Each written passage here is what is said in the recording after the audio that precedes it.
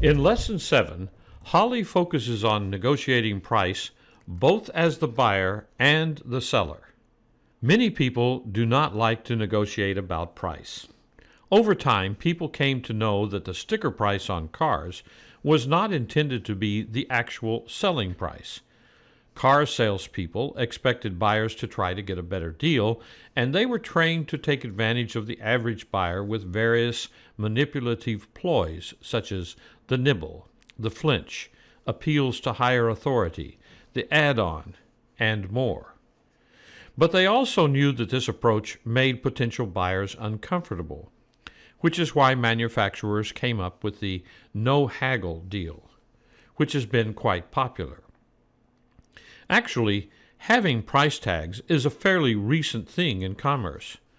Before the late 1830s, when a few merchants started putting price tags on items for sale, it was common to barter with eggs, meat, and services for goods in a store, or to negotiate a price based on whether you were paying in cash or buying on credit. There were no fixed prices. Daniels and Kimball, a dry goods retailer in New Hampshire, started selling items at a fixed price in 1838. Then in 1846, A.T. Stewart introduced the one-price system for dry goods at his Marble Palace in New York. People loved this innovation. Merchandising quickly evolved from the price tag system we have today. Because of price tags, we tend to think that the price for the things we buy is non-negotiable. In fact, if you try to negotiate a price in a large chain department store, you're likely to get a blank stare or a bemused reaction from the sales clerk. But accountants' fees, lawyers' fees, loan rates, real estate brokers' commissions, computer repair services, and, of course, car prices, and much more, all can be negotiated. The question is not whether, but how. What should Holly do to get the best possible price for the things and services she needs to make Holly's Jolly Salsa succeed? What is the best way for any entrepreneur to do this? By now, it should come as no surprise that we recommend using all 8 elements to get the best possible price. In each instance, Holly will need to research the relevant facts. For example, if she's buying a car, knowing the dealer's cost will be valuable information. Communicating effectively is important. Understanding the dealer's interests in order to invent options that meet those interests is also important. Being able to refer to commonly acknowledged standards of legitimacy will be helpful, as well as nurturing a relationship of trust.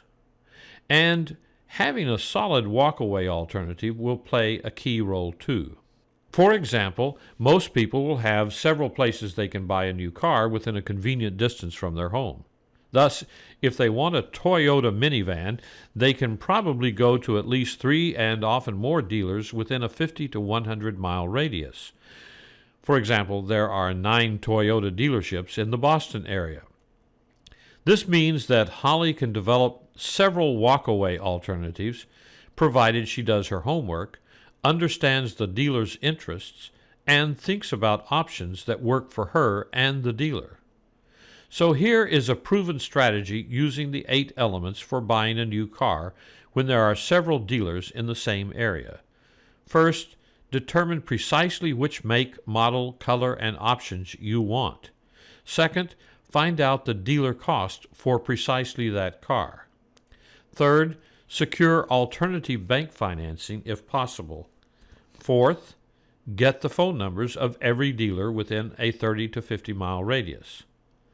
Armed with this information, Holly can sit at her desk in the morning, call each dealer, and read the following script to each salesperson. Hello, my name is Holly Cartwright. I plan to buy the following car today at 5 p.m. Here Holly describes the car precisely, down to the color, engine size, and options. I'm calling all of the dealerships within a 50-mile radius of my home, and I'm telling each of them what I'm telling you. I will come in and buy the car today at 5 p.m. from the dealer who gives me the lowest price. I need to have the all-in price, including taxes and incidentals such as dealer prep. The price needs to cover everything because I will make out the check to your dealership before I come in, and I will not have another check with me. There are variations on this method, and they all work because Holly has essentially created an auction in which dealers are bidding for her purchase. She has used the elements of commitment, I will have a signed check in the agreed amount and no other check with me, and walk-away alternatives strategically to reach the goal of getting the lowest price. This appeals to the dealer's interest of making a sale, even if it's at their lowest price. By becoming the auctioneer, Holly flips the normal routine in which the car dealer controls and manipulates her. Some sectors of commerce are notoriously bad at negotiating the price component of their services. We may be so eager or even desperate to land the deal that we adopt a crouching position in the corner, even before a discussion begins. If you're uncomfortable with confrontation and conflict, or not used to asserting yourself, you might tend to avoid talking about price. But as we just saw with the strategy for buying a new car, good preparation with the 8 elements of negotiation can save you hundreds or thousands of dollars. When you think you are at your weakest, that is precisely the time to increase your strength by arguing the legitimacy of a fair price. You might ask questions like the following. Well, you agree that we need to make a reasonable profit on the contract, don't you? Or, if you are in our shoes, would you want to bear all the risk for unforeseen events? Or, if this pricing model applied to everyone, would anyone be able to provide quality goods or services? Remember the story about Jim and the insurance adjuster we told earlier? Developing shared standards of legitimacy gives you extraordinary power to protect yourself against being taken advantage of. Of course, this is a two-way street. Its power derives in part from your implicit willingness to abide by the same appeal to legitimacy yourself. As the owner of a startup, Holly should not be shy about requesting special discounts from startup support professionals. She can argue truthfully and convincingly that she is short on cash now, but when Holly's Jolly Salsa succeeds, she will have plenty of money and will be able to pay the professionals' standard rates.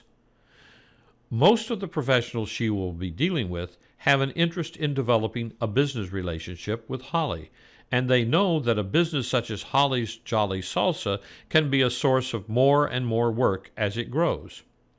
Imagine being the lawyer or accounting firm that got in at the start of Google, for example.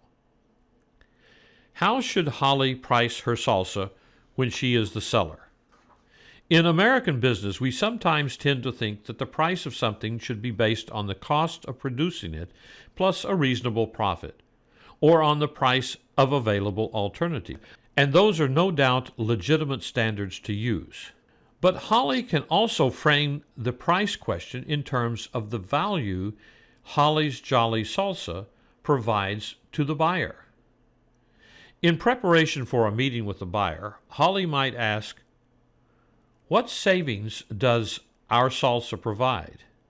How does it help the buyer be more efficient or profitable? What contribution does it make to achieving the buyer's mission or goals? How well does it satisfy their interests? Holly's Jolly Salsa might provide several special benefits. For example, Holly might show the grocery store buyer how Holly's Jolly Salsa will help pull in more high-value customers, lead to increased sales of other foods such as chips, avocados, and beer, increase the volume of salsa sales, and increase the store's reputation as a high-quality grocery store. Of course, she can say these things only if they are true, and she'll need to have data to back the assertions. But if they are true, then they provide a basis for a premium price. She is no longer selling a commodity, but a branded product. It's like the difference between a generic cell phone and an iPhone.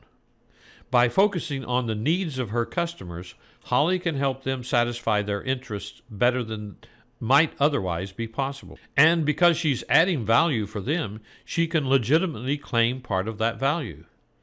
If Holly can make a product that provides extra value that the buyer can't get elsewhere, and helps the buyer reduce its overall costs in the bargain, isn't it fair for the seller, that is Holly, to receive a share of that savings, that extra value created?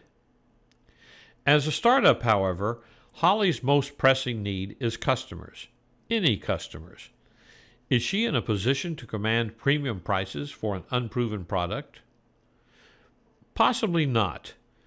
How can she know that Holly's Jolly Salsa will pull in more high-value customers, or increase the sales of related products, or enhance the store's reputation?